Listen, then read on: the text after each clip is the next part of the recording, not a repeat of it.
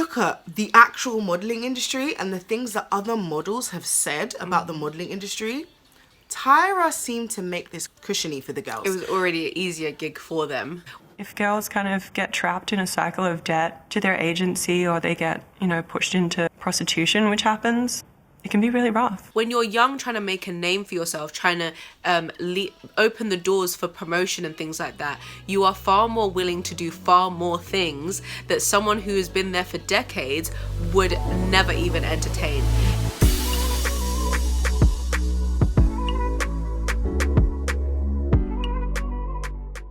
Ladies and gentlemen of the internet, welcome to the Cherry Jazmine show. We are Cherry B.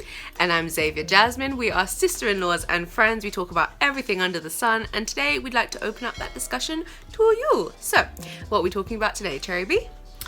So, today we are talking about the madness of the masses when it comes to Tyra Banks and the fact that other people need to take responsibility, and we need to not just blame Tyra for everything that happened with America's Next Top Model.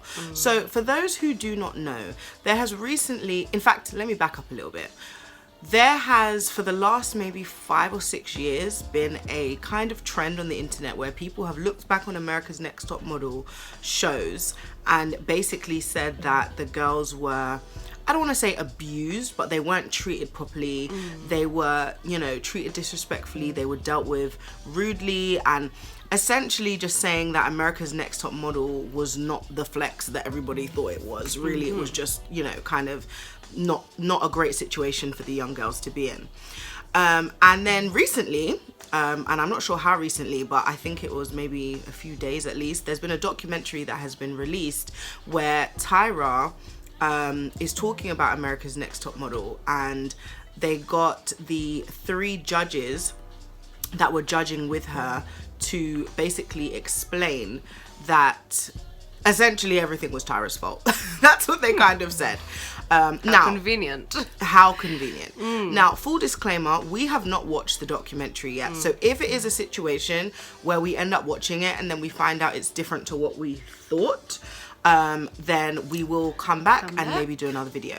However, the thing that we wanted to talk about today was that when this has been reported and, people are making videos about it, they're talking about it, what they're kind of saying is that everything is kind of Tyra's fault for the most part, and they're not really taking into account the fact that not only did you have the other judges that were a part of this, but then on top of that, you have the girls themselves who I believe should be taking some form of accountability, especially the girls who came on the show after like season 2, because I can understand with the girls with season 1 them not being aware of what was going to happen completely or how it was going to be, but after like season 1, season 2, you knew that when you came on the show there was a possibility that you could get your hair chopped off. Absolutely. You knew that when you came on the show, the whole premise of modeling was about you basically doing whatever they wanted you to do and you not necessarily having a choice and having to show that you wanted it more than everyone else, right? That was the premise of the show. Yeah. And what's really disturbing to me, bear in mind, I just want to say, neither of us really are a fan of Tyra Banks. So as much as it seems like we might be defending her, we're not. We actually, well, me personally, you can say how you feel about it, but me personally, I've never liked the way that she seems to kind of personally go against dark-skinned black women. I've never liked that. I've never liked that she seems like kind of a mean girl. I've always thought there was something about her that was really shady, right? I've just always felt that way. However, I cannot look at something from the 2000s, early 2000s, 90s/early 2000s, and hold it to the same standard that we have today, right? Yeah. This show ran for, I want to say 20 years or something like that. And there were hundreds of people in the production that would have been going towards making this show, that would have been a part of the production. Yeah. And so when you really think about it, yes, Tyra was the face of everything, but she would not have been the only person making the decisions, calling the shots, deciding how to treat the girls. And it's just ridiculous to assume that everything was Tyra's fault. Yeah. And then it's also ridiculous to not hold the women themselves accountable, the young women. Yes, they were young. Yes, they might have been immature in some ways. But if you all look at your lives, when you were 20, 21, 22, right? All of these ages, you were going out into the world and making something of yourself, right? You were setting up the foundation for where your life is right now. Making decisions for yourself as an adult, as an independent person. And not only were you making decisions as an independent person, you were annoyed when other people who were older were telling you how you should be living your life, right? 100%. My thing is, I do understand, obviously, there are certain things you can't do till you're over 21, specifically in America. Over here, for us, everything is 18. Once you're 18, everything is legal, right? But for the most part, in terms of you getting a job, right, in terms of you earning wages, things like that, you are responsible for your own self, right? You're responsible for your development to a certain degree and for your professional decorum and for the decisions that you make when you're in a workplace.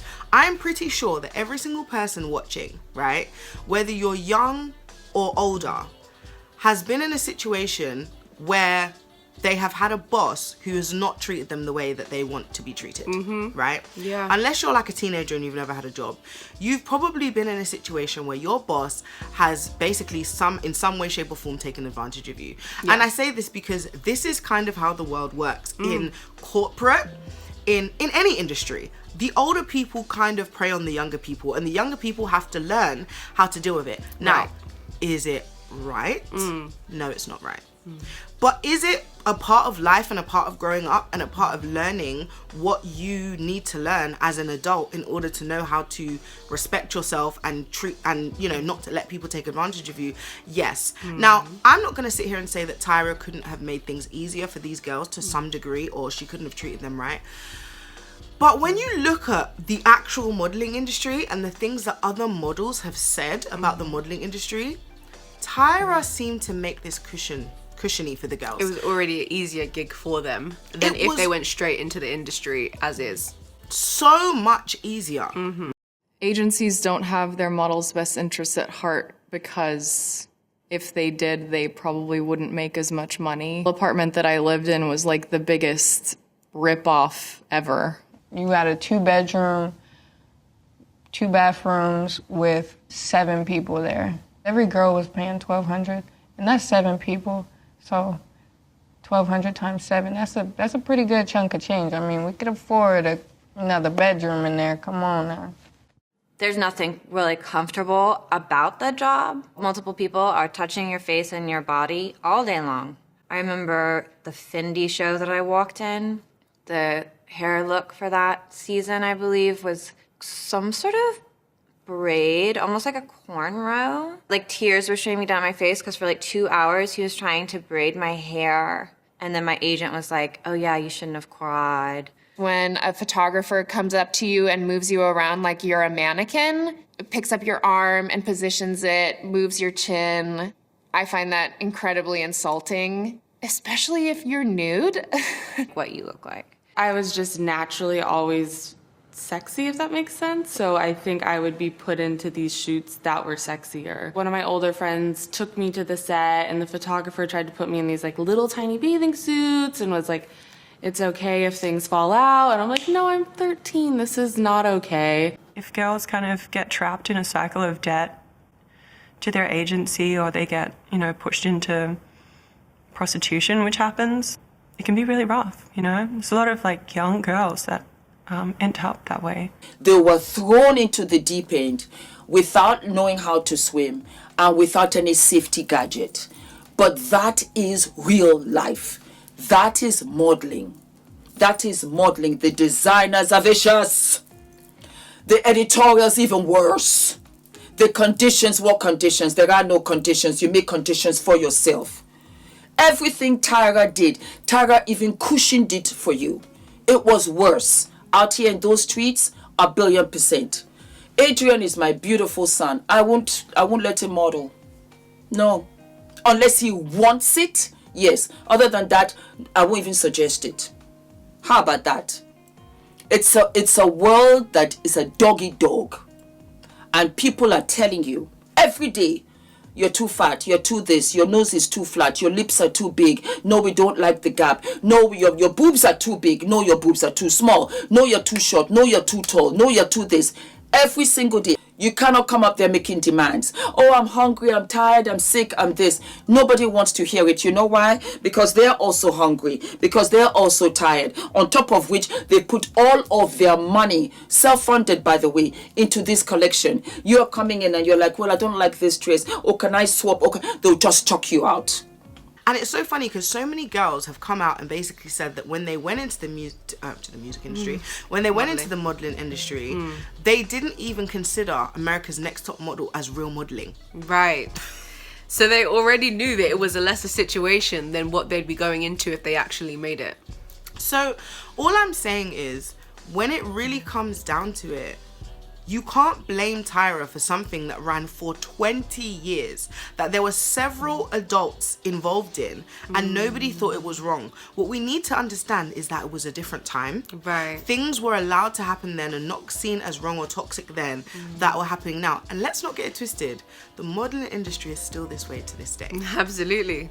It's just not televised as much. The behind the scenes is not televised. They'll tell as you much. you're fat, you're skinny, you're too dark, you're too light. You know, change your hair, do this. They don't care about you. Yeah, and that's why at the end of the day, whether it's corporate or modeling, it really comes down to what are you prepared to do to make it? Because as Sherry said, you could go easily into a corporate situation and they will mock the younger ones. Why? Because the teens and early 20s coming into work, most of the time they don't know their worth and what, they don't feel like they can fight back or speak up when they're being used or abused. But also when you're young, trying to make a name for yourself, trying to open the doors for promotion and things like that, you are far more willing to do far more things that someone who has been there for decades would never even entertain, because you want to make it for yourself. You want to make sure you have every opportunity that you want available to you, so you will do whatever until you get a few years in and realize, hang on a second, yeah, they're taking the mick and I need to peel back, or I've earned my right to say this is enough and I need to have more of a reasonable situation. But this is the same thing in the modeling industry. The only difference is, and we take it more seriously now because there's so many stories about people abusing women, especially going into the industry. But modeling, as we all know, is all to do with the body, and the body is always going to be personal. But these women are choosing to go into an industry where their body will be used. That's exactly what modeling is. They're going into an industry where the photographer, the director, is going to want them to look a certain way, and so they do, to a certain degree, accept before they even step foot on the stage or in makeup, hair and makeup, that they have to be prepared. They're saying to the director, I am prepared to do whatever. You can do whatever physically, obviously not any kind of abuse or sexual or anything like that, but physically you can change my look to make it what you want, because I want to make it, so I'll do what you want me to do to make it. And one thing we have to consider is that if these women were so mortified and hated it, how did it manage to carry on for 20 seasons? Why did people keep signing up? Why would you keep signing up? Whether you're, dark skin, light skin, white, whatever it is, it's almost as if the women who are complaining now, they're going in, we're talking about majority of cases here, they're going in going, I'm going to be that model that's so perfect. They're only going to give me stuff where I look the most like me. They're not going to make me shave my hair. They're not going to make me change it to a crazy color or a crazy style. They're not going to make me lose, 10 pounds when I'm already stick thin. They go in with too much expectations of the privileges they're going to be given, rather than a realistic view of what they're going to have to sacrifice to make it in the industry that they want to make it in. And so it's really about taking accountability for what you're signing up for. You've seen it for those who are past the second and third season or cycle. You've seen plenty of girls go through this. You've seen all shapes and sizes be humiliated. You've seen them get their hair chopped off. Right. You've seen them be put in situations with wild animals. Yeah. You've seen all of these things. And by season 3, you've seen it. Exactly. And even if you can argue that a certain, skin color or a certain shape is being mocked more than the other, you're still choosing to go on after them. So you have to beg the question, why? If it is so worth it to you, why are you now complaining that it was so humiliating? And again, you know, we're not saying that at all excuses any of the professionals, including Tyra Banks, their behavior.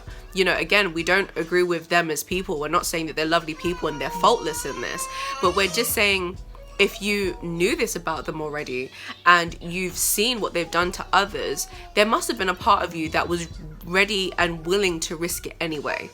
And so how can you now say, I was ready and willing to risk it then, but now I'm looking back and actually they were terrible and they did all the wrong things and I'm not accountable at all? We're not saying don't say they're responsible at all. We're saying accept and admit where you were responsible for putting yourself in that situation knowingly in the first place. And I will say, in terms of the people who went on to America's Next Top Model and made it and actually came out and became household names or became supermodels, which is not, there's not very many of them that happened with. But they might say, you know, America's Next Top Model didn't do anything for me. Like I've heard Winnie Harlow say that, right?